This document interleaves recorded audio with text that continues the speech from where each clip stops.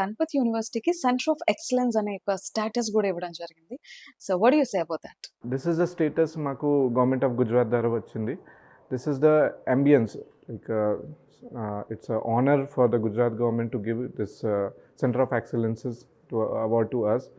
It is given to those universities who are totally into the industrial collaborations with the educations. So Ganapati యూనివర్సిటీలో placements ఎలా ఉంటాయి? ఎన్ని companies tie up అయి ఉన్నాయి? జనరల్గా గణపతి యూనివర్సిటీలో ప్రతి ఇయర్ 250 to 300 కంపెనీస్ వస్తాయి. బీటెక్ ప్లేస్మెంట్స్ గురించే నేను మాట్లాడుతుంది. కంప్యూటర్ సైన్స్ మేజర్గా తెలుగు పిల్లలు వచ్చేది కంప్యూటర్ సైన్స్ బ్రాంచ్కి.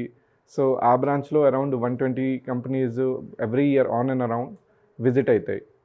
అండ్ ప్యాకేజెస్ గురించి కూడా చూసుకున్నా it's around 6 lakhs as the average ప్యాకేజ్గా ఉంటుంది. అండ్ హైయెస్ట్ కూడా చూసుకుంటే మనకు 20 lakhs వరకు వెళ్తుంది. So can we know about scholarships in Ganapati university? మేము మెరిట్ బేస్ స్కాలర్షిప్స్ ఇస్తాము స్టూడెంట్స్కి. అండ్ ప్లస్ వాళ్ళ క్లాస్లో వచ్చే ర్యాంకింగ్ ప్రకారంగా కూడా మనం స్కాలర్షిప్స్ ఇస్తాం పిల్లలకి.